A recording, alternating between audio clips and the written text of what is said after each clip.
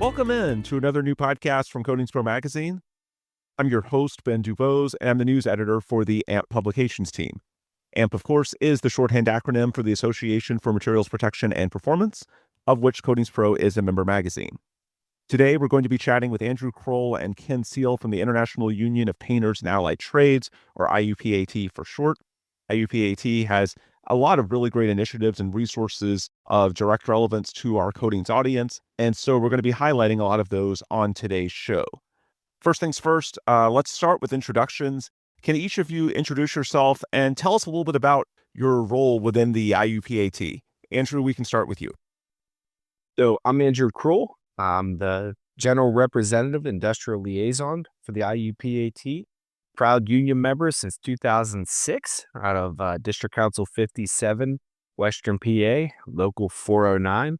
What I do is work with all our industrial contractors that are signed to our national agreement throughout the country and help councils grow their market share with the contacts and relationships we build with our signatory contractors, as well as go and talk to contractors out there looking to grow with our partnership. Ken, we can throw this to you. Thank you very much. I'm glad to be a part of this.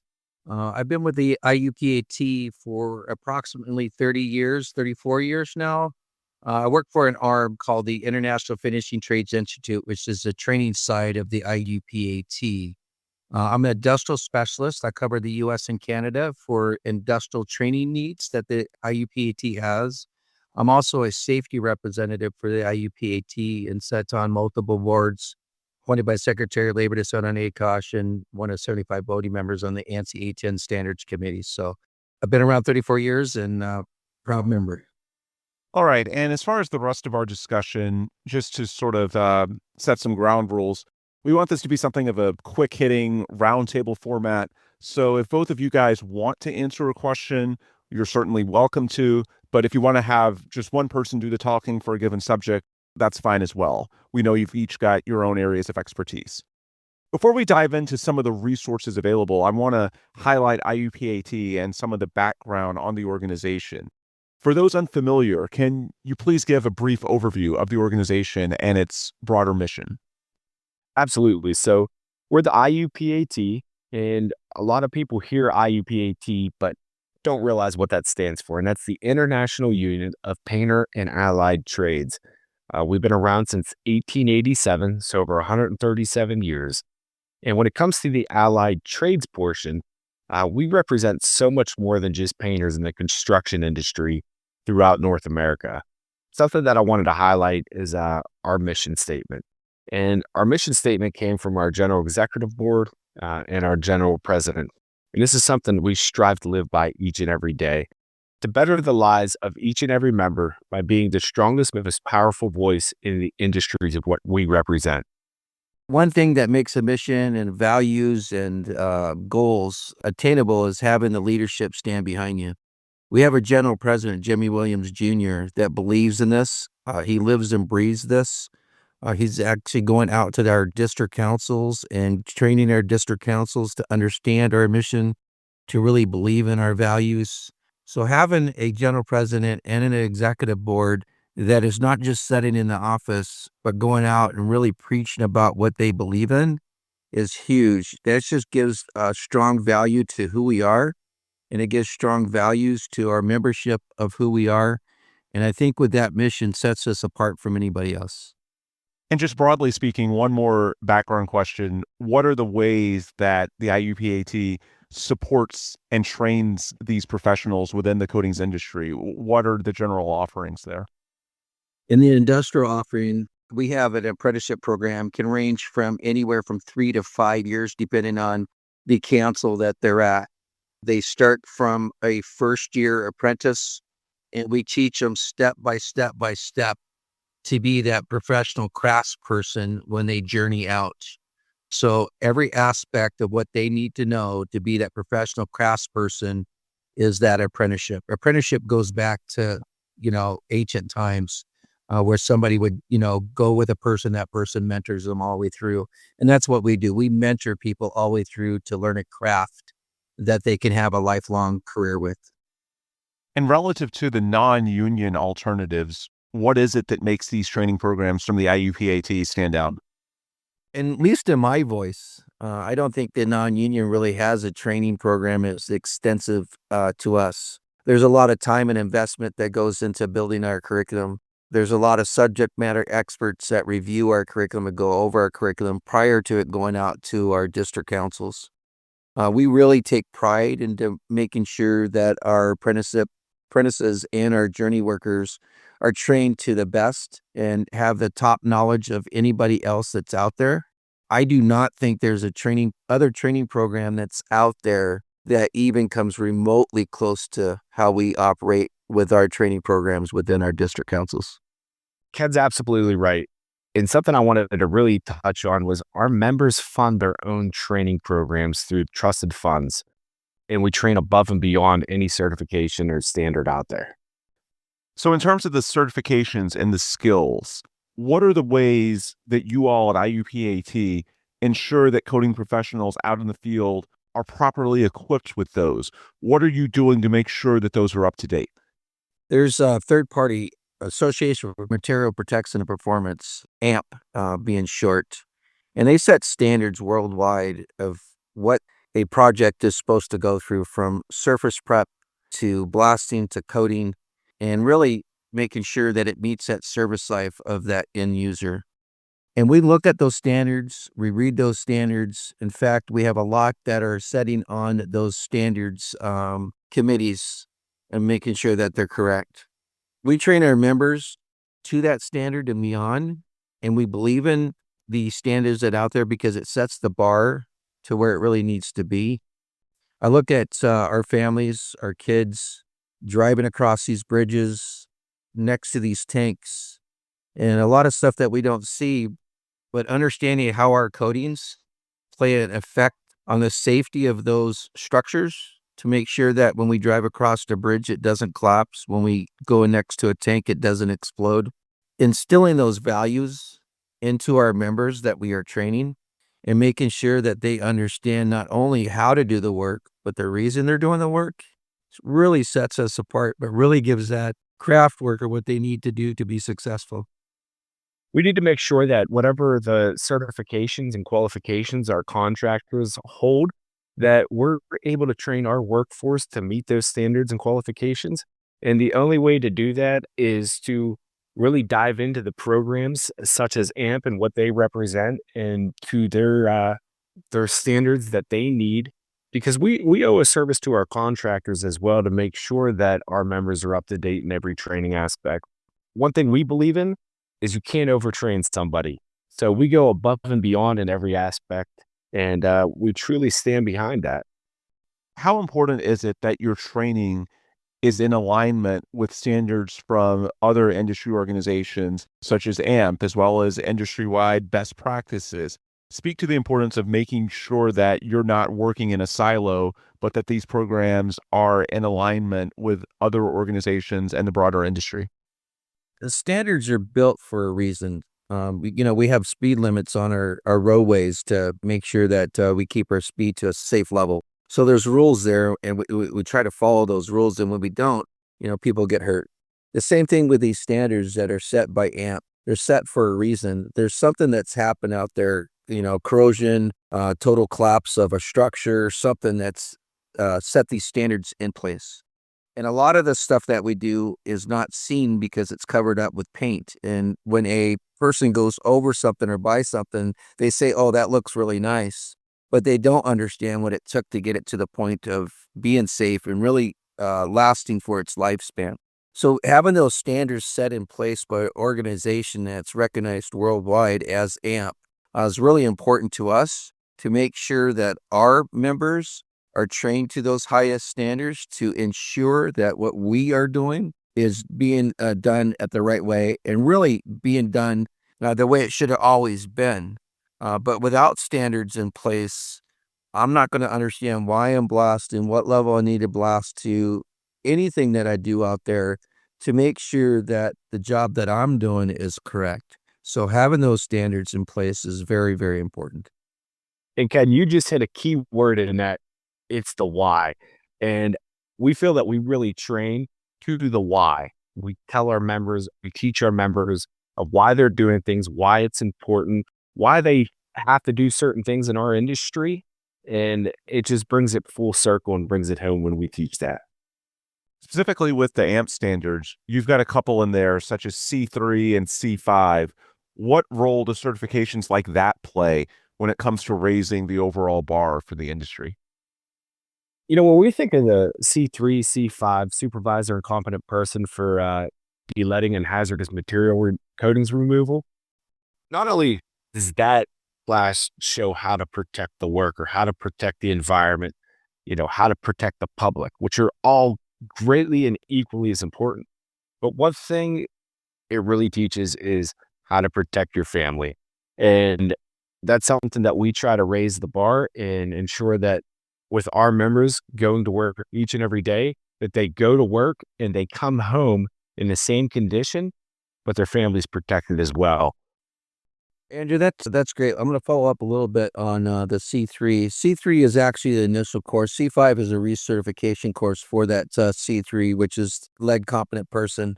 But it's something our workers really need to understand is not only what they're breathing in at work when they're blasting off this lead from the structures that we have out there, but like Andrew said, it's not bringing it home or even getting it into our water, which then, our fish eats, it goes into our food stream. Our kids at a younger age have difficulty learning when they have lead in their system.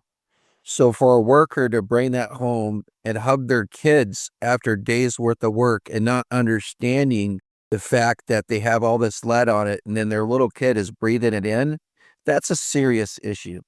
Not only, protecting the public and that at work and protecting the workers at work, which we can do, we can control that, but really educating that members about the lead hazard and metal hazard when they're going home is a huge part of what we do. I personally do not want any one of our workers to bring lead home and introduce it to their family. And another thing, just to add to that, we talk about lead so much, but there's so many other heavy metals out there that, during this class, it really opens the eyes of the people taking this class to say, oh my gosh, I didn't realize that had arsenic in it, that had beryllium in it. It really makes them start to question, like, what else is safe out there, which sometimes isn't a bad thing. Now, you can always be overcautious, but for this very instance, it really, especially with all the chemicals that we use, the thinners, the coatings and what's in them, starts to make them question a little bit what's out there. They start looking at the safety data sheets a little bit more, and it's changing the culture to a safety-oriented culture. Let's turn our attention back to IUPAT specifically. Can you walk us through some of the training and certification programs that you all specifically offer for coatings professionals? I'll start with the apprentices, then roll into a little bit of what we offer the journey persons that are out there in the field. For an apprentice, when they're coming in there, I spoke earlier about the core values, and that's really about training that apprentice of being safe and being able to go home at the end of the day to their families. Then we have to train them in the craft skills to be really successful in the field. The more successful they are, the more that we understand that they're protecting the values of everybody that's out there that's using these structures. So we teach them how to really understand the importance of surface prep from pre-cleaning the surface to blasting the surface to a certain level. We teach them the gauge to do that. So when you blast the surface, there is a piece of tape that we call a replica tape that actually takes a replica of that blasted surface and it's measured because when you blast the surface, it has to be done at a certain profile. There's gauges that are done throughout the project that we call hold points. That's where a project is actually stopped. The work is being measured to a certain standard, making sure that we've met that standard. We teach our apprentices how to understand the standards, how to read the standards, how to measure to that standard to understand what they're doing and why they're doing what they're doing.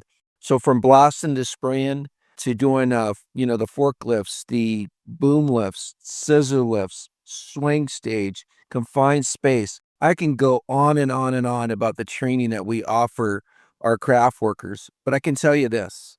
When they leave after they're finished their apprenticeship program, They are proficient in what they do.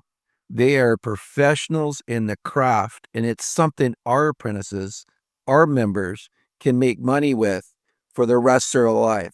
It's not just a job to these folks with what we train them with. It's definitely a career.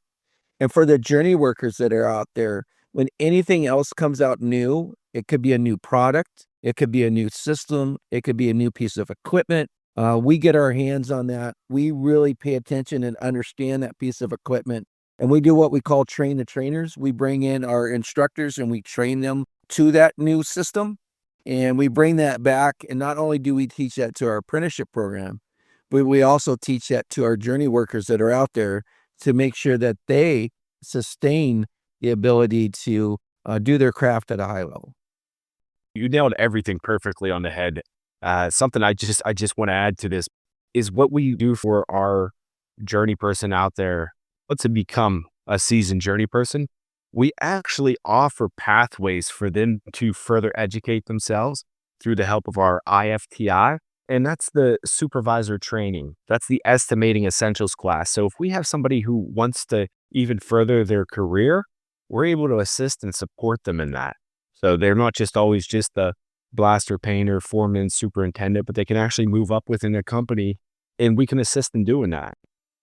So there's a fascinating juxtaposition here, at least as I see it, in that you sort of have to work on multiple fronts. You've got all these great training and certification initiatives trying to better the workforce that we have now, yet you're also aware, as are we at AMP, that there's a looming challenge when it comes to workforce development and getting the workers that we need for this industry and for projects to go forward.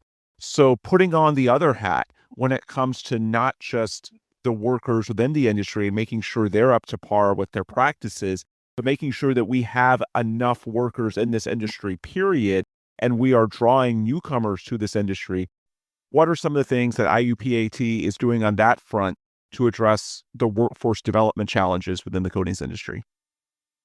So what we're currently doing is we're out there meeting with students who are looking to go into a pathway of construction to make a career of that. We're hitting job fairs, career fairs.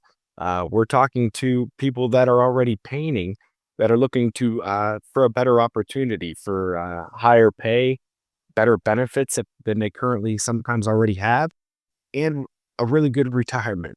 So we're out there hitting that on all levels. We're really involved in social media, Facebook, Indeed. So we go on all aspects of recruitment. And, something else is our current people that are working for our signatory contractors, our members. We encourage them also, if they know somebody who's looking for a career, to bring them along and have them join the IUPAT. They took shop out of school where you learned a little bit about this craft when you were in high school, and really gave you the option that there's alternatives out there. And then they've taken that out of our high schools and they just pushed the fact that you got to go to college, you got to get additional education, you got to, if you can't do that, you got to join the military. That's the best route. And, the construction trades are the last. I can tell you that I've, worked very, very, very hard and I don't have a college debt and I make really good money. Our members make really, really good money. They make a great living.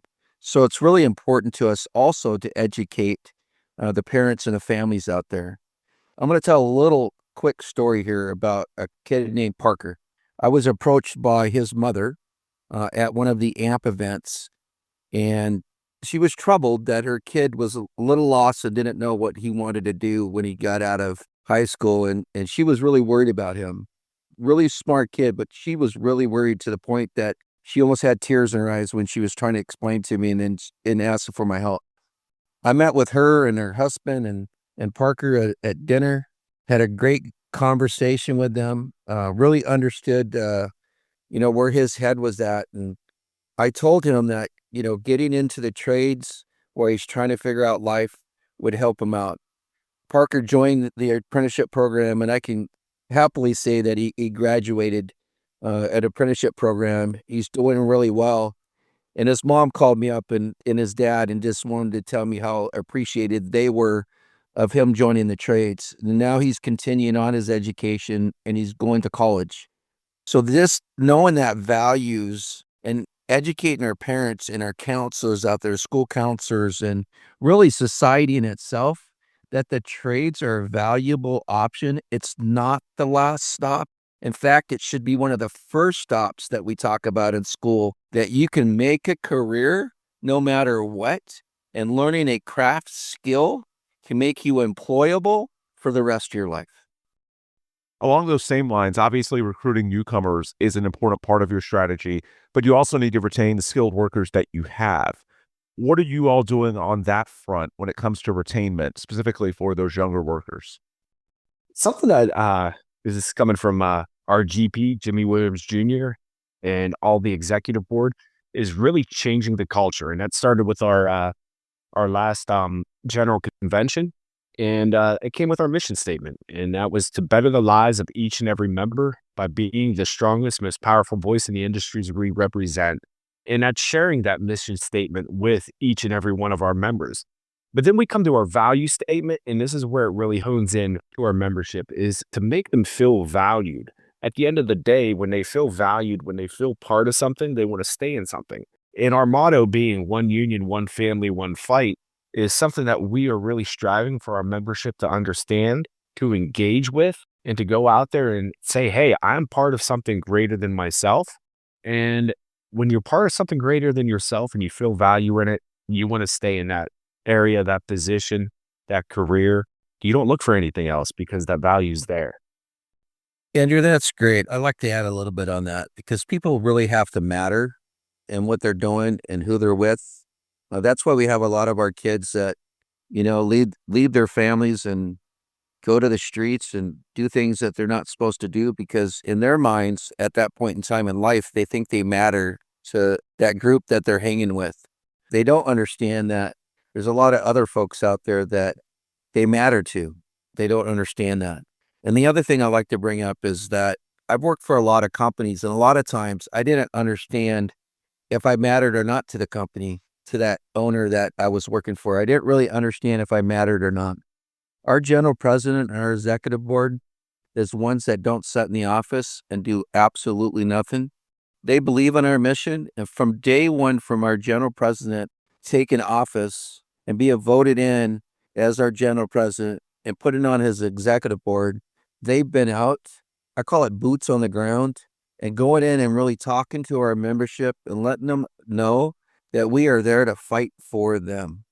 And so having those values that's out there, having the mission that's out there, but actually having our leadership showing not only our membership, but the staffs at our district councils that we really, really, really believe in this. We're not just asking them to do something to do it.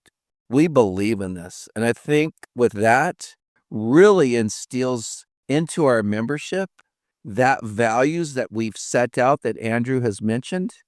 It makes them want to stay because they don't have to be here. We want them to want to be here. And if they want to be here, they're going to stay.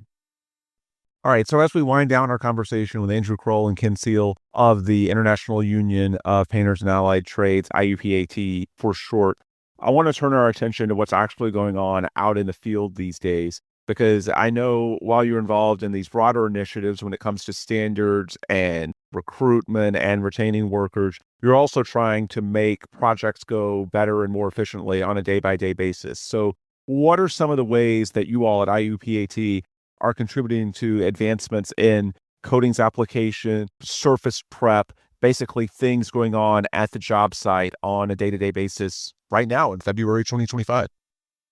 Something that every year, we participate and go to the AMP show. Formerly, we would always go to the SSBC and the NACE show, and we would see some amazing people out there. And throughout the years, we've partnered up with many manufacturers, whether it was coating, manufacturers of equipment, certain products out there. And we've gotten them in contact with the district councils throughout North America. And they were able to actually, partner with our district councils in developing some products before they went to market. And to me, that's huge because we're just contributing to those advancements firsthand. And I'm going to give you an example of I grew, did my apprenticeship and worked out of District Council 57 in Western PA. But when I was the industrial coordinator, we would actually have a coating manufacturer based in the area that would come in with products and have our apprentices apply it in certain conditions, and then we would give them feedback. They would go back and then reformulate the chemical analysis or chemical makeup of that product to whatever feedback they received to help develop a better performing product. And it was pretty cool to see that, they would come back, a month later and say, hey, try this. Hey, we fixed what you were talking about. And I actually see how that product progressed with our feedback. And it was pretty cool to be a part of that. Our membership can't be successful if they don't know the new technology. They don't understand how to work the new equipment. They don't understand how to apply the new products that are out there. One of our mission statement is every member being the strongest. And to be the strongest, you have to have knowledge. And to give our membership the knowledge of the new stuff that's coming out there, the new technology coming out there, sets us apart from anybody else. Any manufacturer that's out there, any coating company that's out there, any asset owner that's out there would want one of our members because of how highly they are trained to not only the products that's been out there, but the products that are coming, but really how skilled they are to the new technology.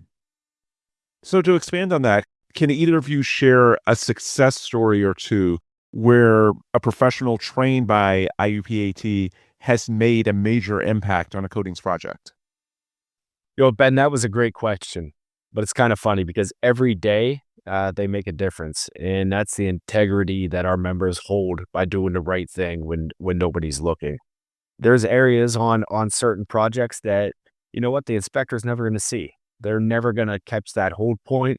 But the integrity our members have each and every day is to ensure that whole project is done and done the correct way. That's a huge impact, and that's a success story that I'm proud to share. And it happens every day. And it goes to show that our members are truly the best out there.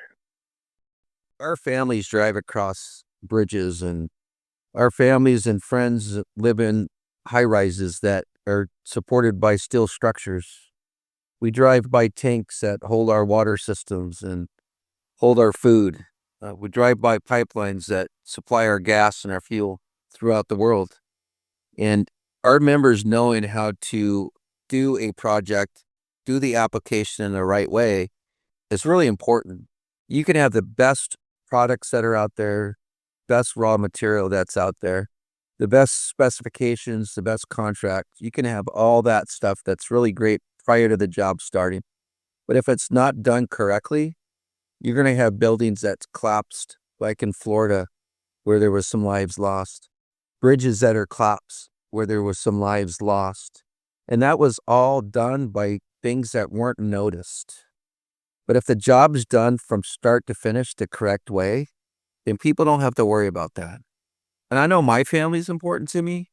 I know that the families in our membership is important to me. I know the members are important to me.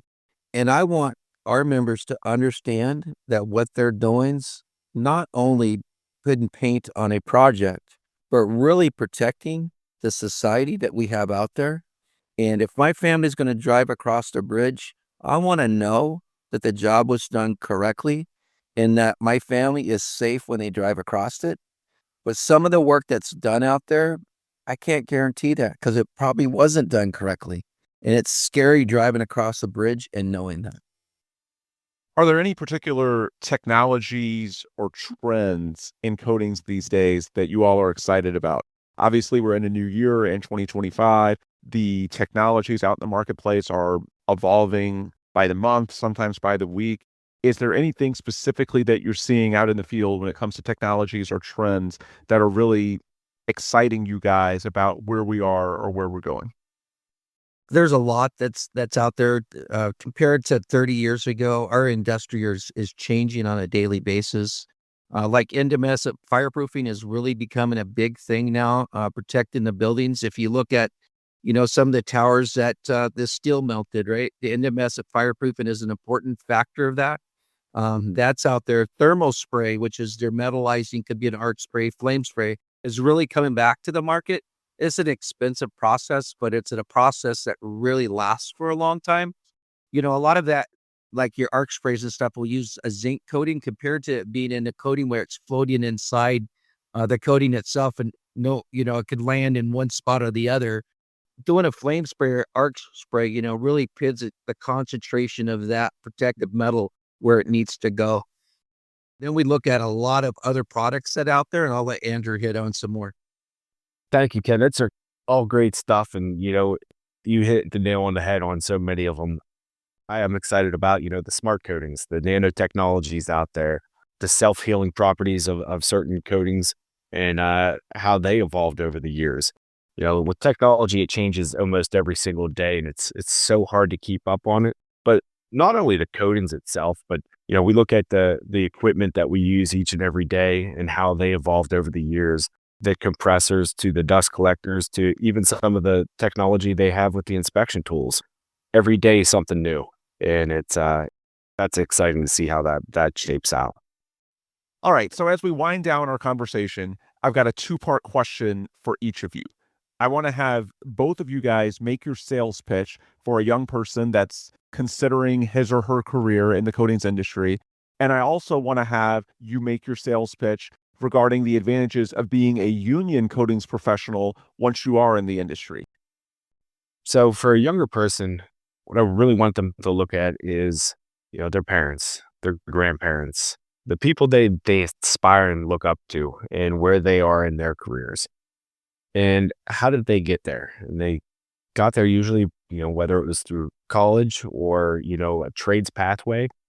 But for once in every generation out there, our kids probably aren't going to do as well as their parents. And going into the trades is what I would tell a young person is this is an opportunity to do better than your parents. And with that, something I'd really hone into these younger folks in is there's no college debt after you go through our apprenticeship.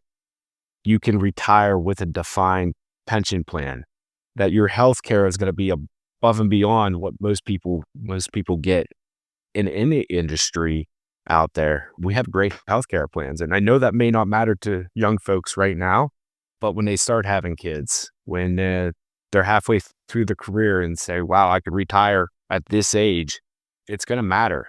And they might not see it right now, but it's really honing in to these younger folks that this is out there and putting it all together for them. And Ben, what was that second part of that question? About the reasons to become a union coating professional. Something about being a union member, a union coding professional, it is, you're part of a family. And I'm going to tell a little story about how I felt even before this mission, our values came out as being part of a family is, my daughter was diagnosed with a super rare condition called cardiovascular Ehlers-Danlos. In and out of the doctors all the time, hospitals. And part of that family is you're there for each other. There are times where, they would take a collection envelope up and, I'd be in a hospital out in Philadelphia for a week and, the men and women on the job would say, hey, here, I hope this helps out. And that really, really showed me the value of being in a union. It truly is a family. And to me, there's no greater family than the IUPAT. And that's great. That's touching. And I know your story, and it really resonates to me of the values that were instilled into you and the importance of the IUPT. I mentioned earlier about a gentleman by the name of Parker and talking to their parents and instilling the values in that young kid. But if I'm going to reach kids out there now, I really want them to hear what this can do for them. And I don't want only to reach that younger generation out there. I really want to reach their parents also, and the counselors that are listening to your podcast here.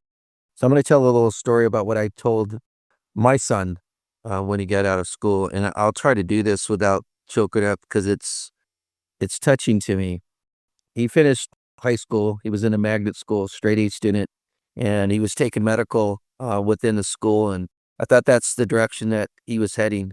When he graduated, he was sitting around the house and was in his room. His car was never moving. And I asked him one day, I said, so what are you going to do? He says, well, I'm going to college. And I go, well, college is great. And what are you going to take in college? And he goes, well, I don't know. That bothered me a lot, that here's a young kid sitting around the house and has a great education, but not enough education to really understand the importance of having a career and having something that he could look forward to in life that was in front of him. I don't think the schools really taught him that, because they've taken out the trade stuff within the school. They trained him to actually do some type of a, college career pathway, but they didn't teach him about life. And I told him, I said, you're not going to sit around this house doing nothing. You need to do something. And so I talked to him about the trades, the union crafts. I said, I don't care what craft you join, but think about joining a craft as you're thinking about what you want to do in college. Because within our crafts, within our careers, when you go through an apprenticeship program, you're 3 to 4 credits away from an associate's degree. But so you're earning college credits. So he thought about that, and he came back and said, I'm going to join a trade. And I said, well, what trade you going to join? He goes, I'm going to be a painter. I go, fantastic. The touching part of this, I'm going to try not to choke up here, but the touching part of this is during Thanksgiving, we sat around the family table, and each one of us says what we give thanks for the year that we just went through.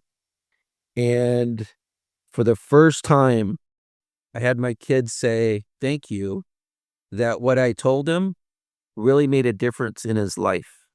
That's very touching to hear that from my kid. That doesn't say a lot like that. And it just hit me hard when he said that. And he is a journey person today. He's finished his apprenticeship program, probably has more money in the bank than I do, has some college credits, really has a hold on life now, really understand what he wants to do. So any kid that's out there, any parent that's listening, any school counselor that's listening to your podcast, I say to let kids know about the option of having a trade in construction. It has a lot of value and can save a lot of our kids out there that are lost because they were not given the education of how they can make a career out of something rather than going to college or going to the military. Great 2 options, but not all of our kids are going that route. So giving them the opportunity to understand about our construction trades, it's very, very, very, very important. And for me, being an IUPAT member, I left a family that was a great family, but I wasn't that guy that's going to go to college or anything like that. And I said earlier about, joining things and doing things on the street, and it made me homeless. I was homeless for a while until somebody told me about the apprenticeship program. I never knew about an apprenticeship program, never knew about craft skills. I didn't have that option. Nobody told me about it until that day. And since then, it's been over 35 years. I have a nice house. I have a college degree now. I have an occupational safety and health degree. I can help a lot of others out there in the world trying to succeed, and just being that proud and knowing that I matter to our general president, knowing that I matter to our general executive board, knowing that I matter to every single solitary member that's out there, man, that makes you proud. That makes you very, very proud because I feel like I matter and I belong. That's an awesome perspective. For any of our listeners that might want to follow in those types of footsteps, where can they learn more about IUPAT and the training programs and resources that you all have available? They could visit our website at www.iupat.org, or you can find your local district council for apprenticeship programs and training information there. Website is IUPAT.org, and then you've got a few social media pages as well, right? Correct. We have an Instagram page as well as Facebook. Good stuff. Andrew, Ken, thank you all so much for the time. Thank you, Ben. It's been a pleasure. Greatly appreciate the time. Thank you. Great stuff there from Andrew Kroll and Ken Seal with the International Union of Painters and Allied Trades, IUPAT for short. They mentioned where our listeners can learn more from them. And as for us at Coatings Pro and AMP, the best places to get more information from us are at our websites, which you can find at coatingspromag.com or amp.org. You can also search for Coatings Pro or AMP at your social media outlet of choice or your podcast home of choice and find lots of great content and resources on a wide variety of subjects pertaining to the coatings industry, as well as the broader mission of materials protection and performance. All right, with those plugs complete, we can adjourn for today. For Andrew and Ken with IUPAT, I'm Ben Dubose, news editor with the AMP Publications team. Thanks as always for listening, and please come back soon for more new podcasts from Coatings Pro and AMP.